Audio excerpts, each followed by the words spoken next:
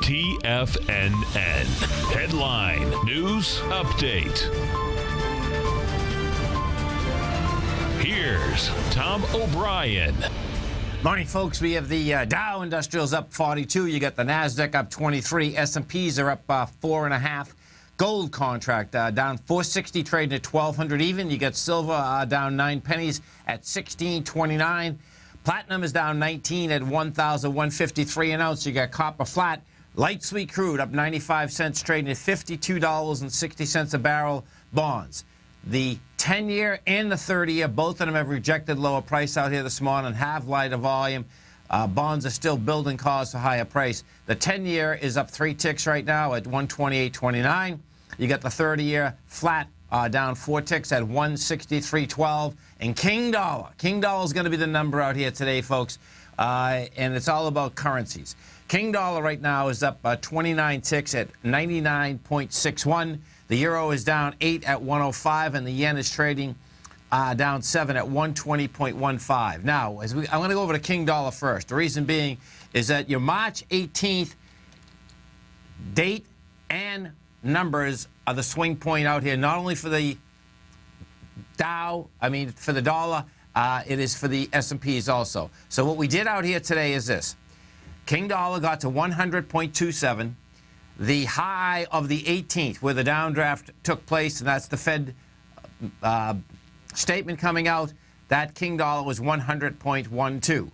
That correlation, we've done 45,000 contracts. That is going into over 100,000 contracts, 102,000 contracts to be exact. Now, what does that mean for the marketplace? Well, I'm going to go from King Dollar. We're going to go over to the gold contract.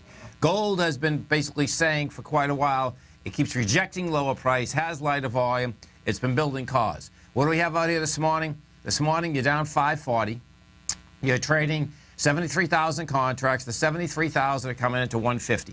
So bottom line is that you still have gold that's building cause to get up and into this 1303 area. Now, that's pretty intense. Now, that brings us back to the S&Ps. Why? Well, the correlation inside the S&Ps are the exact same, meaning the benchmark of the 18th. The 18th, what we did is this. If you take a look at the SPY, we went to 211.27. Now, we've hit 210.50. I suspect somehow, some way, this thing is going to try to get into this 211.27. The volume correlation is pretty sick. When we went up on last Friday, you're talking about 72 million shares versus that correlation, that's 228 million shares. So you're going to need some monster volume in order to even reach up to that area. We'll see how this baby does shake out. We go take a look at the NDX 100. We use the 3 Qs in the NDX 100. She is right at this number right now, and we're talking about the 18th. The 18th high is 108.41. We've hit 108.31. You want to line these babies up, folks, because it looks to me, and the dollar is the one that is basically saying this, is that is going to be the benchmark number one, and we'll see whether it can handle the volume. The NDX 100, the 3 Qs, did 17 million shares versus 41 million. So it's anemic in spades. We go over to the bond market. We take a look at bonds. Bonds, once again, rejecting lower price, have lighter volume. The 10-year thus far this morning went down to 128.18. We've done 428,000 contracts, and you're talking about going into 1.2 million contracts. This bond market, 1.3 million actually. So this bond market, it not only is right next to its highs, the highs that were generated out there in January on the 10-year is 130.20. We're at 128.30. You're building cause. It looks like the bond market wants to get up and into the highs. Dollar wants to basically come on back down. And the whole key is going to be, how does the S&P handle the March 18th level? Thus far, it hasn't hit it yet. You're about a point away from it. We'll see how that baby does shake out. This 10 a.m. update is brought to you every day by Everbank. For more information on the products they offer, visit everbank.com/TFNN. Have a great one. Have a safe one. Look forward to speaking right back here tomorrow at 10 o'clock.